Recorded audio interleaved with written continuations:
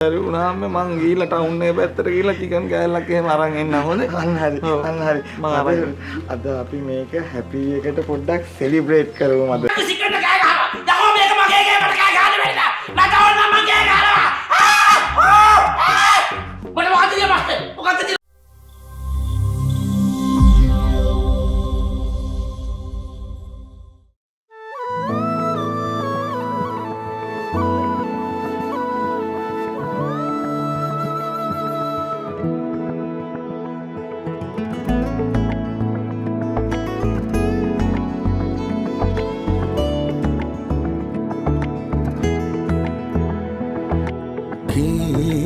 දම්මිත කඩන්නවා මගේ නංගෝ කාටවත් නෙමේ නගාටයි මේ ආනංගෝ පොඩි කාලේ වාගේ අපි ඔන්න ඔට්ටුයි කියලා හැංගි මුත්තා හොයාලා හැංගි මුදෝයි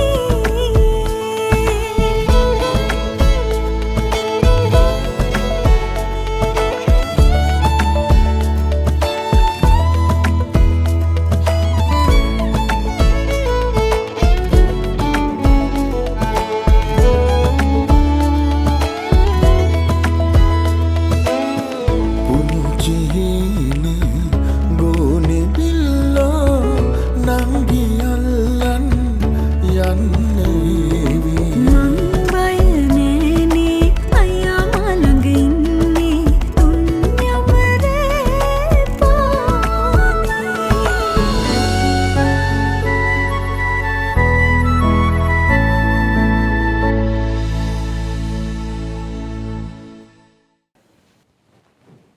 දැන් ඉතින් අම්මා ආවනේ. පච්චි කතා පටන් ගන්න.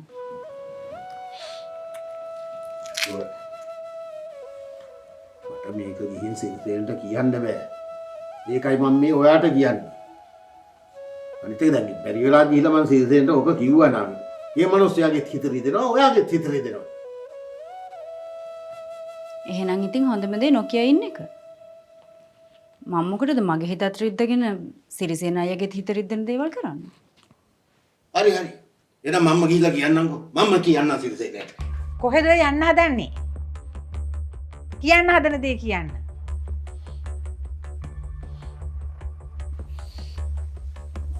යන්නේ මේ ගෙදරට ඕනම කෙනෙක්ට යන්න එන්න පුළුවන්. හැබැයි ඉතින් මම අකමැති කෙනෙක් මේ ගෙදරට යනවා එනවා නම් ඒකට මම කැමති නැහැ කියලා මම එයාගේ මූණටම කියනවා. ඒක.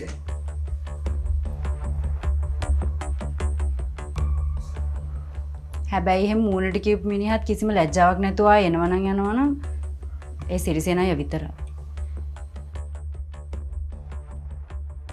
ඒකට ඉතින් හේතුවක් තියෙනවනේ. සිරිසේන අය කිව්ව සුමින්දට ආපහු මේ ගෙදර එන්න එපා කියලා. ඒකටත් හේතුවක් තියෙනවද?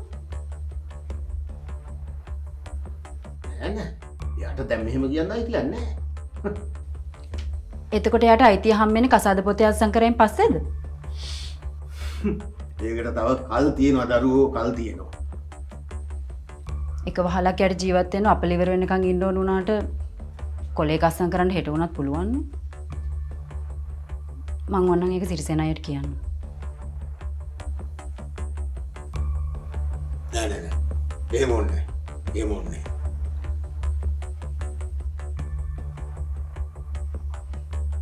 එහෙනම් මොනවද මේ කියවන්නේ?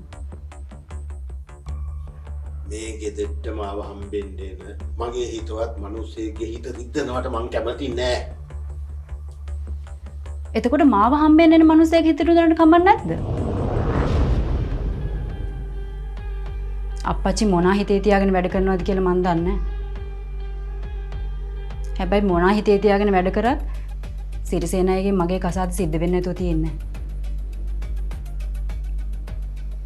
මං කැමති නෑ අප්පච්චි ඔය වෙන්න හිටපු බෑන ආපහු මෙහාට එනවට. මට වැඩේ අප්පච්චිට පිට මිනිස්සෙ ලොකු වෙන්න බෑනේ.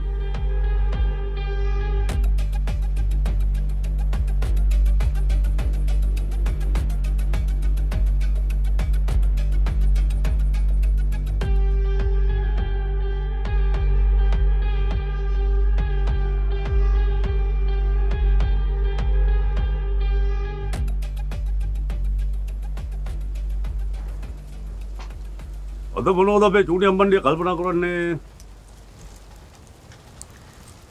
හරි ගියාම ඕම තමයි. කාටද මට හරි ගිහිල්ලා?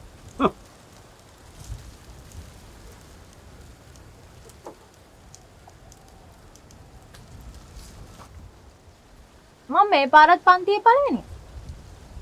මට මොනවද දුන්නේ?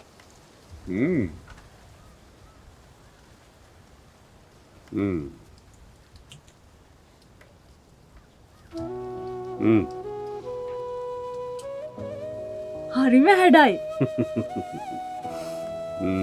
හැඩයි. මේ අයියට මේ චූටිව එහෙම ලේසියෙන් අමතක වෙයි කියලා හිතුවද? ඈ?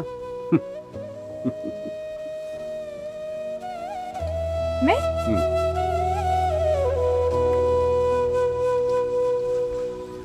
නුවණකාරයිනේ. I have my own wisdom.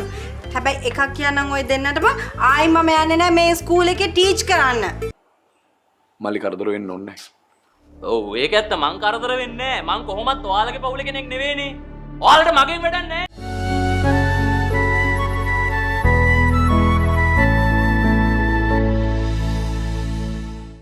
මට ඔයාගෙන් බඩක් අහන්න තියෙනවා. අම්බලන්. ඔයා අම්බලක් දැකලා තියෙනවද? අම්බලා? මං විතරක් නෙමෙයි. තමුණුත් දැකලා තියෙනවා. මං දැකලා තියෙනවා? දලදා පෙරහැර මතකද? අහලා තියෙනවා. අපි ගියා නුවර. එතකොට ඔයා පොඩි. මගේ කරේ හිටියේ. ඔය නුවරට ඇතුළු වෙන තැන කඩු ගන්නා. එතන තමයිලු ලංකාවේ පරණම අම්බලම තියෙන්නේ. එතකොට ලංකාවටම තියෙන එක අම්බලමයි. නෑ බං. තව තියෙනවා. අම්බලමේ පිනා වලං කඳක් ගෙනා ඒක බින්දපු ගොනා ඒකට මට හිනා. නෑ පණ්ඩිත ආච්චි අම්බලන් ගැන එච්චරද දන්නේ? අම්බලන් ගැන ඊට වඩා හොඳ කතා තියෙනවා. ඔය ආදි කාලේ කරත්ත තියෙන උන්දලා කරත්ත වලින් ගියා. කරත්ත නැති උන්දලා පයින් ගියා. එතකොට රජවරු ඔය ගමම් මහන්සි නිවා ගන්නට රාට නිදා ගන්නට මේ වගේ තැනක් හැදුවා. මේ ගේ විතර ඇති. හැබැයි මෙච්චර ලොකු නෑ. ජනෙල් දොරවල් නෑ. ආන් එකට තමයි අම්බලම කියන්නේ. ඇයි අර ආණ්ඩි හතයි කැඳ හැලිය? ඒක දන්නවද? ආණ්ඩි 7 දෙනෙක් එකතු වෙලා කැඳ හදන්න ගිහින් හැමෝම එකතු වෙලා හාල් මිට දාමු කියලා. කවුරුත් ලෝභකමට හාල් දාන්නේ නැතුව උණු වතුර විතරක් බීවයි කියන කතාව. හරි. එතකොට එකක් තියෙනවා රයිගමේ ගම්පොලේ කතාව. අහලා තියෙනවනේ. උන් දෙන්න ඔය හම්බුණා කියන්නේ අම්බලමක දිලුනේ.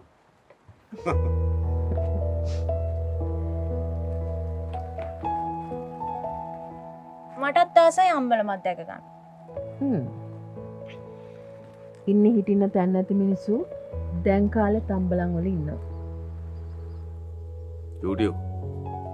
අපි වෙලාවක යමු අම්බලමක් බලන්න. ආසාව ඉෂ්ට වෙන්නත් එක්ක ටික වෙලාවක් අම්බලම ඉඳලා අපි යමු.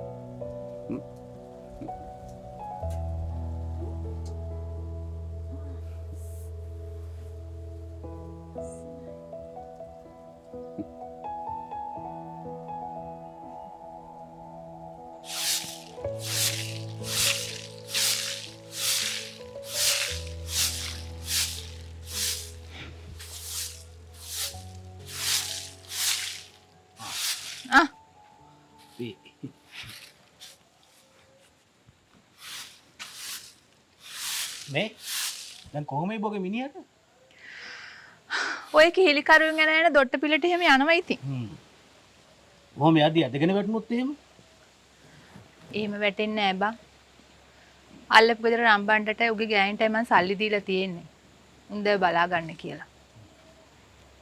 මේ පියසීනගේ අක්ක එහෙම දැන් යන්නේ නෑ. පහුගිය දවස් ටිකේ නම් දිගට හරහට ආව ගෙට විදින්න. ඒක හරි ගියේ නැති පාර ගෑණි අතුරුදහන් වෙලා. අනේ මන්ද මගේ මිනිහාගේ මරණයටවත් ඔය ගෑණි එයිද දන්නේ. මේ ඇවිල්ලා ඉන්න මැනිකේ මූලකින් කාරියට උනේ. අනේ මන් දන්නේ නෑ බං. මොන නැකතක ඉපදිච්ච කීයද දන්නේ. කතාව විතරයි තාම වැඩේ ඉවරයක් නෑනේ. වැඩේ ඉවරයි ලොකු රාලහාමි. මේ තේ එකක් බොන්න අතට ගත්ත විතරයි.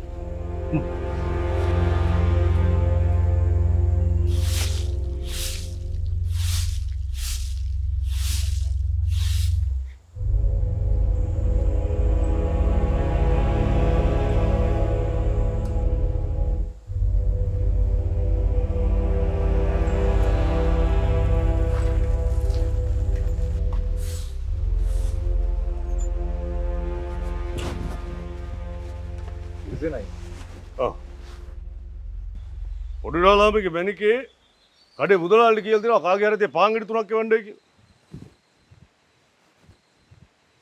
මේ වෙලාව කඩේ සෙනගින්ද මම උදව්වට අරගෙන ආවා. පොඩි රාලහාමිගේ මැනිකෙන් බොහොඳට හඳුනනවනේ. ඒව විශේෂ දැනහනු කමන්නේ. පෞගිය දේ දෙතුන් පාර හමුණානේ. සල්ලි වුණා කරන්නේ නැහැ. පොඩි රාලහාමිගේ නෝනා සල්ලි දීලා ඉතුරු වර්ගයට ගිහලත් නැහැ. අපි නෑ.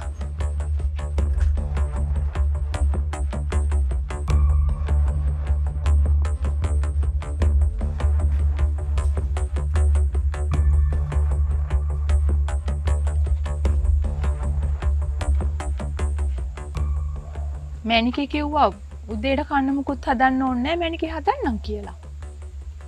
උදේට පාන් ගන්න නැත්නම් මොකටද දෙයක් පාන් කිල්ලවන්නේ? ඈ?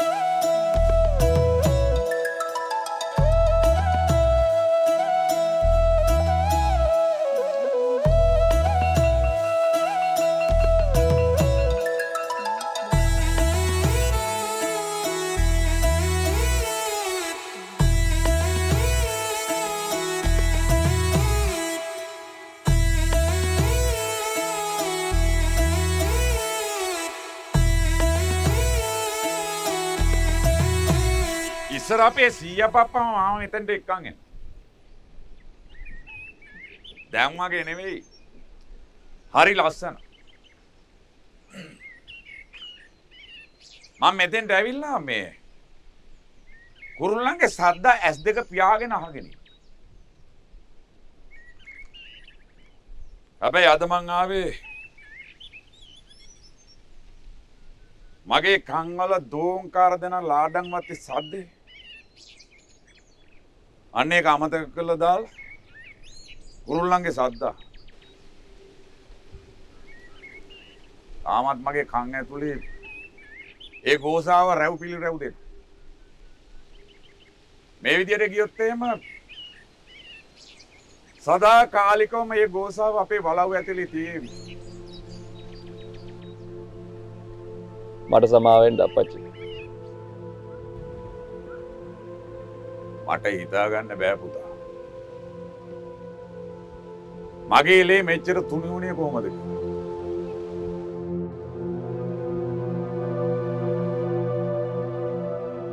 බෑගේ දුවන්නේ මගේ ලේ.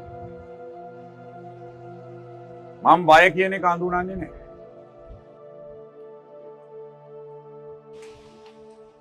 මට කියපන්. අයින් මේ කෙල්ලට උච්චර බයද? හේතුවක් නැතුව ඵලයක් හටගන්නේ නැහැ පුතා. මට දැනගන්න ඕනේ. අයින් උඹ අත්තටු අකුලගෙන ওই විදිහට ඇකිලිලා ඉන්නේ කියලා. මට ඒක දැනගන්න ඕනේ.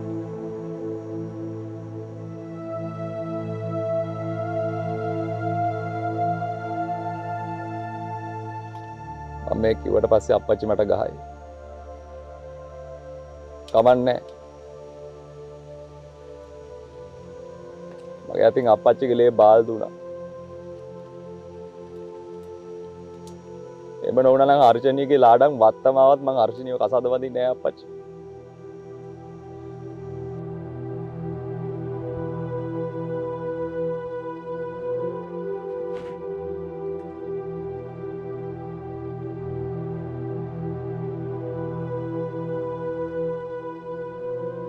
අර්ජනීයගේ ලේයි මගේ ලේයි එකතු වුණා.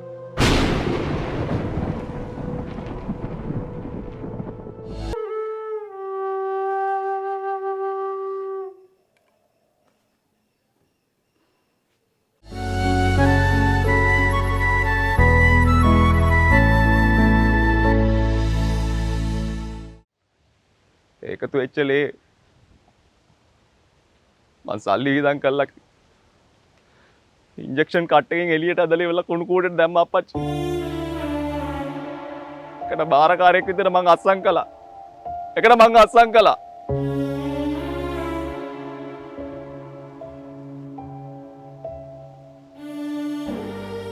ඒ විස්තරය යාලා ළඟත් තියෙනවා. ඩිස්පෙන්සරියක් තියෙනවා.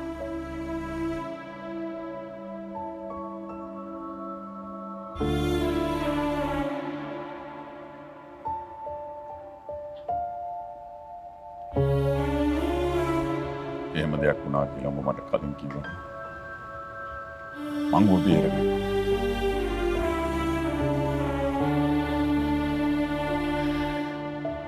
මොකක් හරි ලොකු පවක් කරලා තිය අප්පච්චි. තමයි කොච්චර සන්තෝෂෙන් හිටපු මිනිස්සෙක්ද.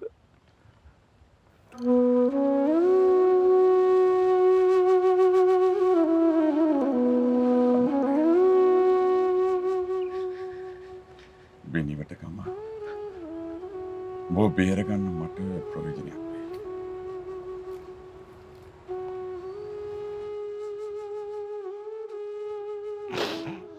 මං අඩියක් පස්සට. ඔබ කිසිම දෙයකට බය වෙන්න එපා පුතේ. ඔබ කිසිම දෙයකට බය වෙන්න එපා. මං ඔබත් එක්ක ඉන්නවා. මට ඕන උඹේ සතුට.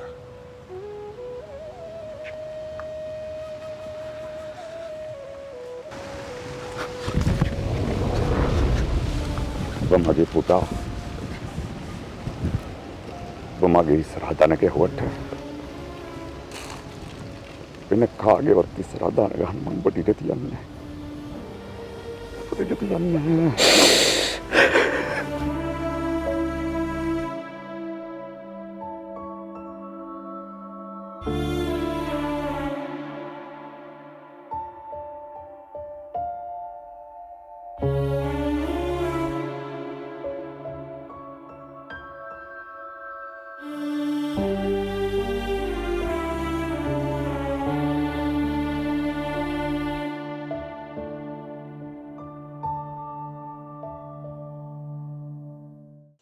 අපි පාරාතල ගන්න පොලිමෙත් ඉඳලා තියෙනවා.